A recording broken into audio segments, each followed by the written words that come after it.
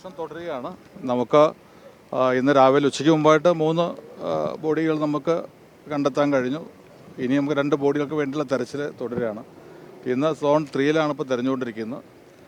NDRFനെ സംബന്ധിച്ചിടത്തോളം അവിടെ തന്നെ ആയിരിക്കണം എന്നാണ് അവർ കണക്കുകൂട്ടുന്ന ഒരു ബോഡി. അതുപോലെ തന്നെ ഒരു ബോഡി ഫസ്റ്റ് സോണിലാണ്. അപ്പോൾ ഇത് രണ്ടും കണ്ടെത്തുന്നതിന് വേണ്ടിയാണ് ഇന്നലെ ശ്രമം നടത്തുന്നത്. അപ്പോൾ ഇന്ന് തന്നെ തുടർന്നുകൊണ്ടിരിക്കുകയാണ്.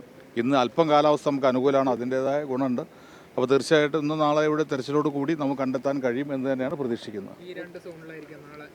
ഈ 2 ഏരിയയിലാണ്. കാരണം NDRFനെ സംബന്ധിച്ചിടത്തോളം അതിൻ്റെ ലൊക്കേഷനും അതുപോലെ ബന്ധപ്പെട്ട എല്ലാ ഫുട്ടേജും ഒക്കെ ഉണ്ട് ആ സമയത്ത് നടന്നതിനെക്കുറിച്ചുള്ള. അപ്പോൾ അവർക്ക് അതിനെക്കുറിച്ചൊരു ധാരണയുണ്ട്. അപ്പോൾ അവർ ഷെയർ ചെയ്ത് ഈ 2 ഏരിയയിൽ തന്നെയാണ്. ആദ്യ ഏരിയയിലുള്ള ചെറിയൊരു പോസിബിലിറ്റി, പുഴയിലേക്ക് പോകാനുള്ള പോസിബിലിറ്റിയും കൂടി അവർ നോക്കുന്നുണ്ട്. അതുകൊണ്ട് ഇന്ന് 7 കിലോമീറ്റർ ഇന്ന് നമ്മുടെ പുഴയുടെ, മീനാക്ഷി പുഴയുടെ ഇരുഭാഗങ്ങളിൽ ഇന്ന് സെർച്ച് നടത്തി കഴിഞ്ഞു. അപ്പോൾ അതുകൊണ്ട് ഇനിയും കണ്ടിന്യൂ ചെയ്യുന്നുണ്ട്. നാളെ അത് വീണ്ടും കണ്ടിന്യൂ ചെയ്യും. പക്ഷേ കൂടുതൽ സാധ്യത നമുക്ക് രണ്ട് ബോഡി ഇവിടെ ഉണ്ടാവാനാണ് സാധ്യത എന്നാണ് അവരുടെ ഒരു വിലയിരുത്തൽ. 2 ചോദ്യം. ഒന്ന്, ഇന്ന് രാത്രി എത്ര മണി വരെ തിരച്ചിലുണ്ട്? രാത്രി തുടർച്ചയായിട്ടുണ്ടോ?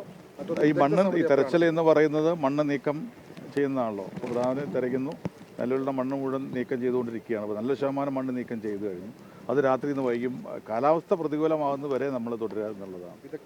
ബാക്കിയുള്ളത് വിദഗ്ധ സമിതി ഉടനെത്തും. വിദഗ്ധ സമിതി നമ്മൾ ഗവൺമെൻറ് ഒരു കമ്മിറ്റി വെച്ചിട്ടുണ്ട്. ആ കമ്മിറ്റിയുടെ അംഗങ്ങൾ ആയിക്കഴിഞ്ഞാൽ അവരുടൻ തന്നെ ഇവിടെ വരും. അത് അവർ തീരുമാനിക്കണം. കാരണം അവർക്കുള്ള ഫ്രീഡാണ്. പിന്നെ അവർ നമ്മൾ സമയം കൊടുത്ത് എത്രയും പെട്ടെന്ന് നമുക്ക് റിപ്പോർട്ട് തരിക എന്നുള്ളതാണ്. ആ റിപ്പോർട്ട് അവർ എല്ലാ വശങ്ങളും പഠിക്കേണ്ടി വരും, ഇവിടെ സ്ഥലം സന്ദർശിക്കേണ്ടി വരും. അത് അവരുടെ ഒരു ഫ്രീഡം ഉണ്ട് അവർക്ക്. എന്തായാലും കഴിയുന്ന അത്ര പെട്ടെന്ന് റിപ്പോർട്ട് വേണം എന്നാവശ്യപ്പെടും. നാളെ കുറേയും കൂടി ഈ മണ്ണ് നീക്കം ചെയ്യുന്നതിന് വേണ്ടി ടിപ്പറും കാര്യങ്ങളൊക്കെ വേണമെന്ന് ആവശ്യപ്പെട്ടിട്ടുണ്ട്. അതെല്ലാം ഇന്ന് തന്നെ അറേഞ്ച് ചെയ്തിട്ടുണ്ട്. കൂടുതൽ 15 ടിപ്പർ വേണമെന്നാണ് അവർ ആവശ്യപ്പെട്ടത്. നിലവിലുള്ള അത് നാളെ അറേഞ്ച് ചെയ്ത് കൊടുക്കും. നമ്മൾ 2 ഭാഗത്തേക്കും, ഈ ഭാഗത്തേക്കും അതുപോലെ ചൂരൽമല ഭാഗത്തേക്കും നിലവിലുള്ള മണ്ണ് നീക്കം ചെയ്യുന്നതിന് വേണ്ടിയുള്ള ഡയറക്ഷനാണ് കൊടുത്തിട്ടുള്ളത്. നാളെ തോടി ഏതാണ്ട് കുറേ മണ്ണ് നീക്കം ചെയ്യാൻ കഴിയും എന്ന് തന്നെയാണ് കരുതുന്നത്.